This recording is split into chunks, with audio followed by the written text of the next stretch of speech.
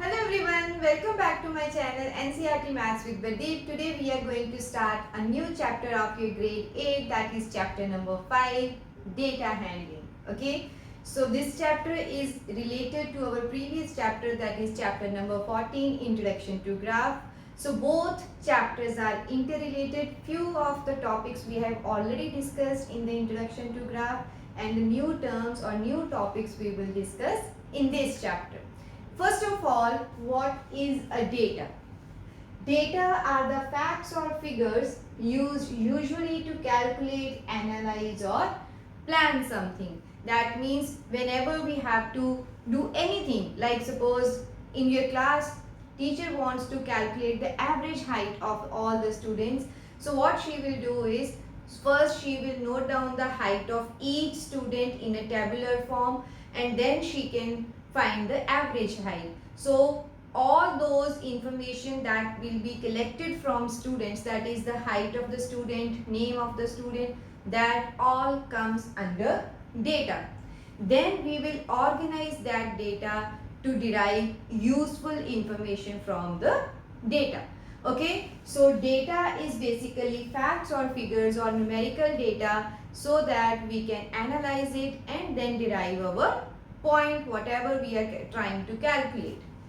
So data can be represented in a tabular form. Tabular form means it is in the form of table, and second is graphical representation of data. As we are already aware that tabular form is also a very good way of representing our data in an organized way. But on the other hand, when we graphically represent the same data, that is in the form of certain graphs, so pictorial representation or visual representation is far better than the tabular form. So now let's see what are the different graphical representations of the data. First one is bar graph. Bar graph, as I have already explained in chapter number 15, that is introduction to graph. Bar graph indicates a data in which we will take two axes. So one axis will represent our one physical quantity, and second axis will represent our second physical quantity, and the data will be represented in these rectangular bars. Okay, the height of the bar will indicate the value of the quantity that is being considered. Okay, so if we have a small bar, that means lesser value. If we have higher bar, that means more value. Okay, second is double bar graph. Double bar graph is also similar to bar graph, but this is basically used for comparative analysis. That means when we are comparing same quantity for two different time periods, then we will use comparative analysis. So we will use double bar graph. Okay, for example, if I say that I want to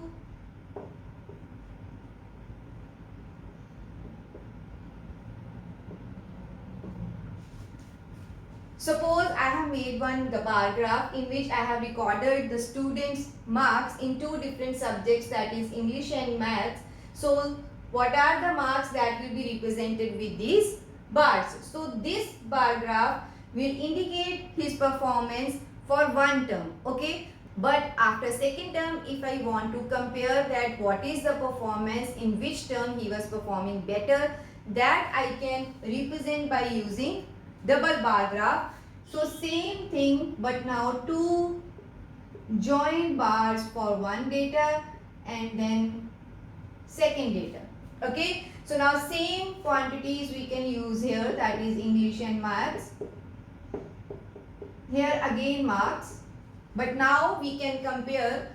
We will use these two bars to distinguish which one is for term 1 and which one is for term 2. Here I can see that in English he has performed, suppose this bar is for term 1 and this is for term 2. So we can see that in English his performance has improved. Okay, because now more marks he got in term 2 as compared to term 1. But if we compare Maths, that means they are of same height. Both bars are of same height.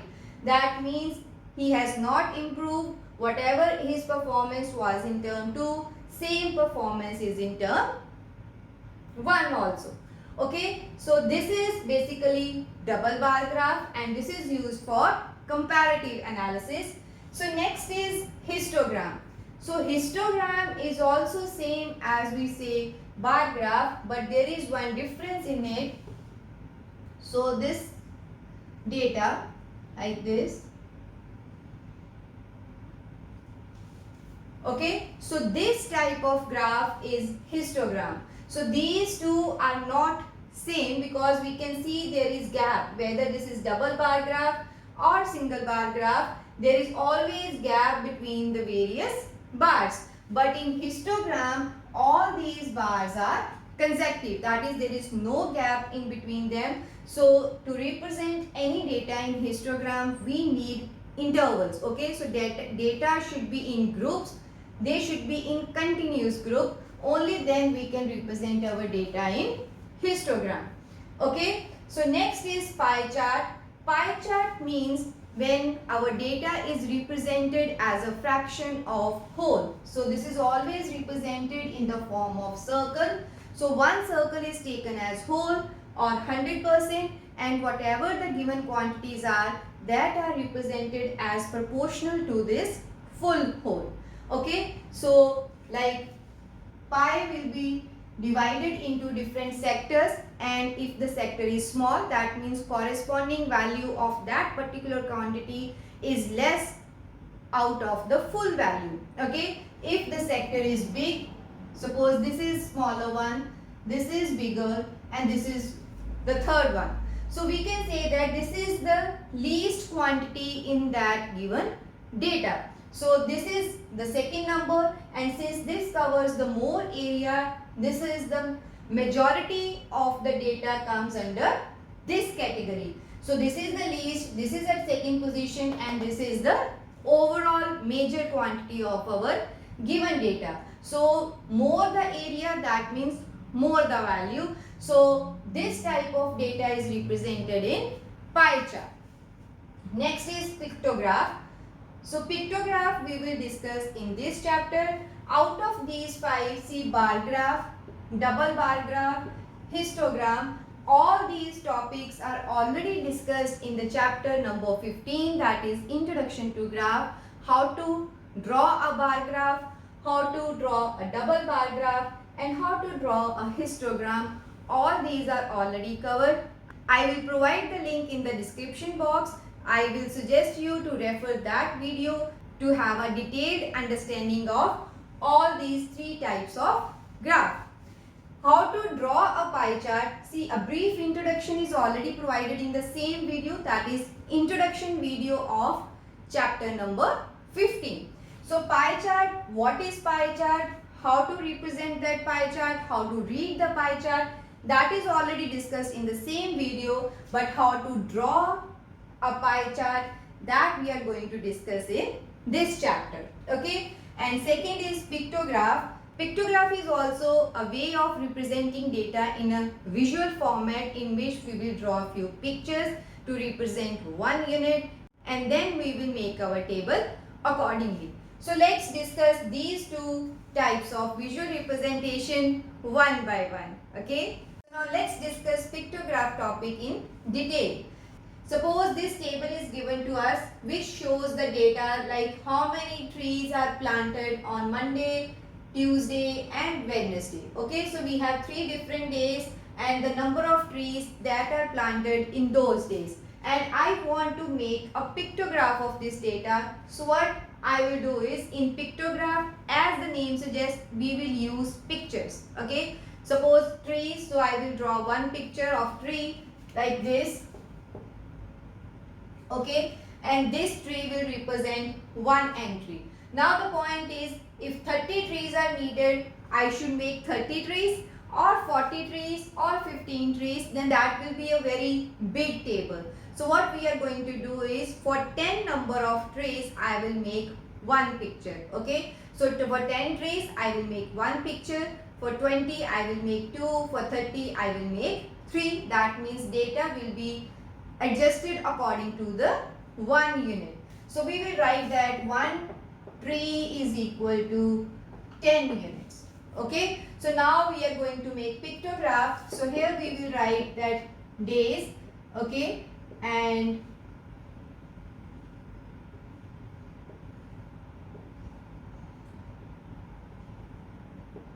so here it is frequency or number of trees, whatever you want to write.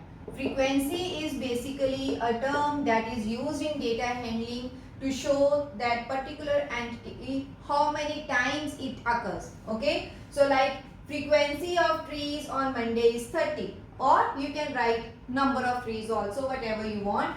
See here it is Monday. So on Monday, let's see our data. This is 30 trees. So for 10 trees, I will make 1 tree. Okay, so 10 trees you can write instead of units. So for Monday, this value will indicate 10 trees. Then I will make 1 more tree. So this will be 20, and here it will be 30. So 3 trees means 3 into 10, 30 trees. Okay, so this picture is being used to represent our data. So this is called pictograph. Now let's see, for Tuesday we need 40. Okay, so for 10 if 1 tree, then 40 we need 4. So this is 10, 20, 30 and 40. Now coming to the third row, that is for Wednesday. So on Wednesday only 15 trees are planted. For 10 I can make 1 tree. Okay. So now what about the remaining 5? If I make 1 full tree, it means 10. So I need only 5. So what we are going to do is we will make half tree. So half tree, like this is full. So I will make only till here. So or I will show you. So this is full tree.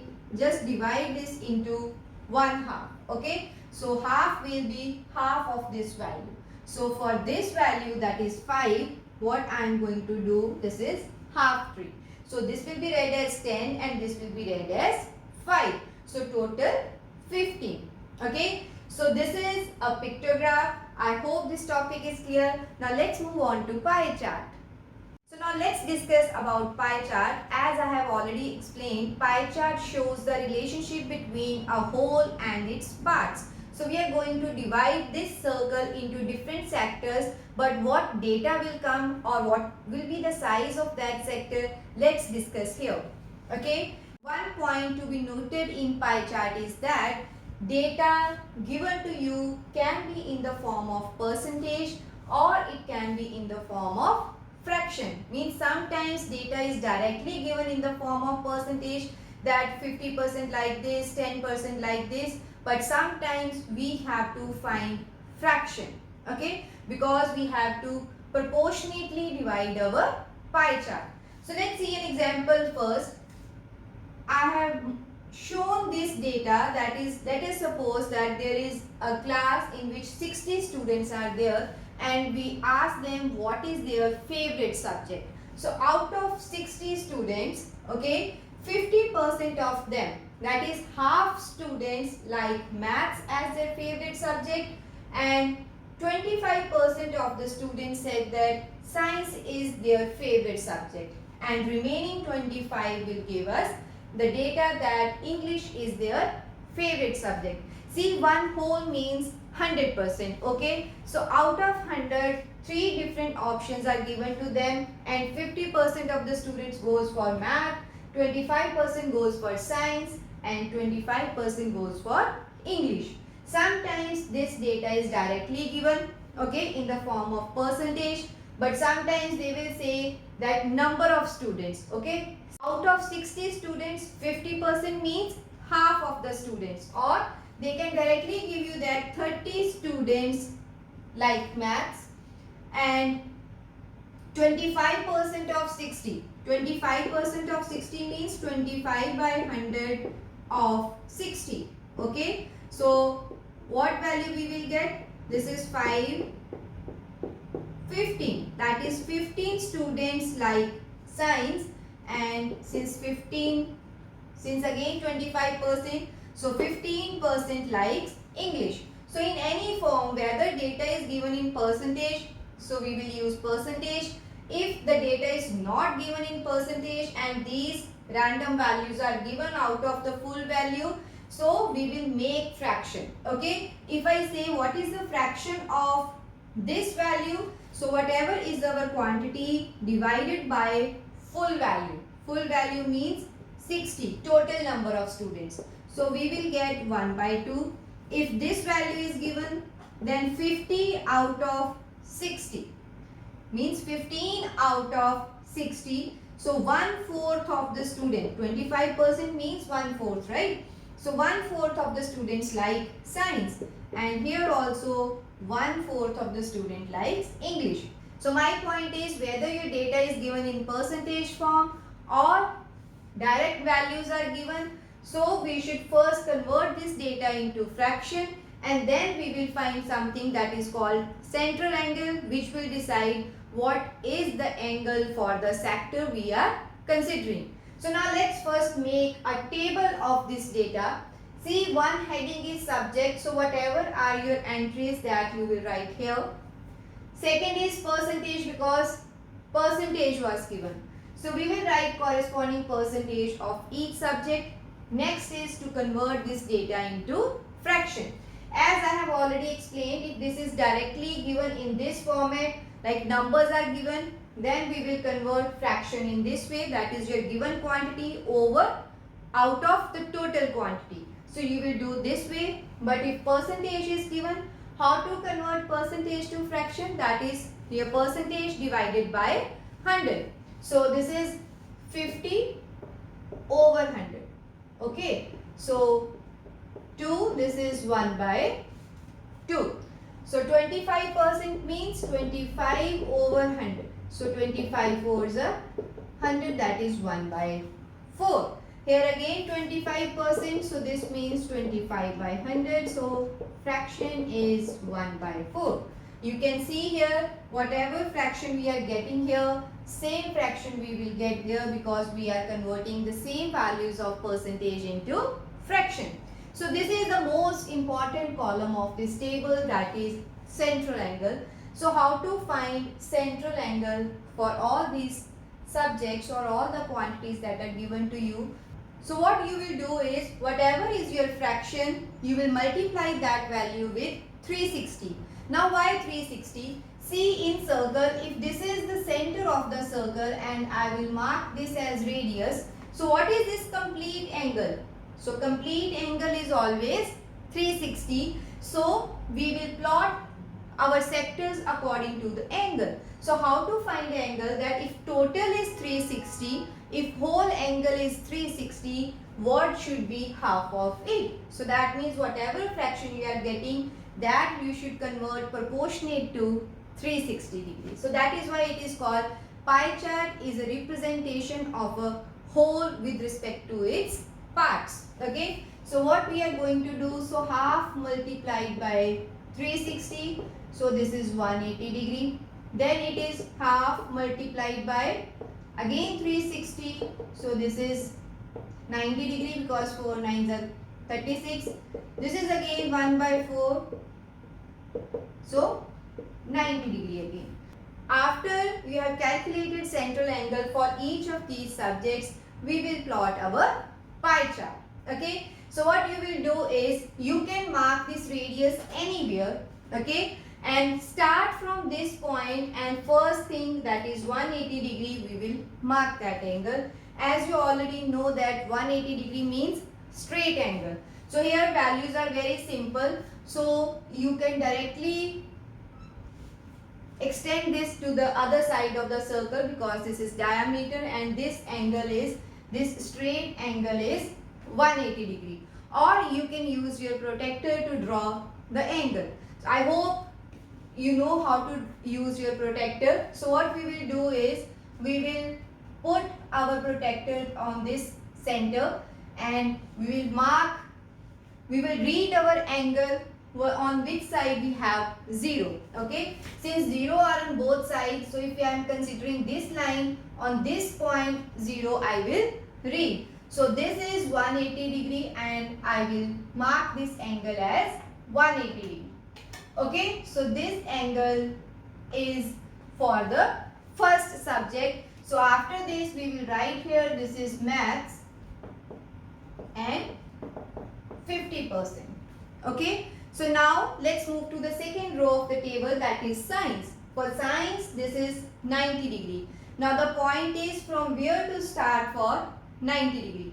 You can use any radius to plot these angles, but I prefer always that I will start from this side and then I will go anti-clockwise. Suppose this I have started from this and till here I got this one. So now I will put my protector where this sector ends. Okay, so where one sector ends, we will start the next sector from that point. Okay, so what I am going to do is I need 90 degree angle. So I will put my protector, because now I have to use this area. Okay, so I will put our protector here. So this radius I am going to use. So this radius means now I have to use 0 on this side. Okay, so this 0 and I will read 90. So here it is 90. So we will plot this way. Okay, so now this is 90 degree angle and this is our desired, that is science 25%. Okay, so this last row no need to plot the angle, because out of 360 degree when you have plotted all your angles, then definitely remaining sector will give you this value. If I have 4 rows, then I will mark 3 different sectors and 4th sector will automatically be of the same degree that we have calculated here. So this is our English, that is 25%. Okay, so this is the pie chart for this data. If we have more number of sectors, see this circle is there. What you will do is first calculate central angle for each of your quantity. Let us suppose we have 5 rows here. So we will start from one side. We will put our protector here. Okay, mark our first value and then join it. Then you will put your protector here. Then go to the next value of the angle and then you can plot that value. So again we will put here, meet the angle and then mark that value. So again we will put protector in this way and whatever is your angle you can plot. Okay, so that means you can start from any point and keep on moving your protector according to the next value of the angle given, and then for next sector where one sector ends you can start from there. Okay, so I hope now you are clear with how to draw a pie chart for the data given to you. So this is all about this video. See you in my next video with the next topic of this chapter. Thank you.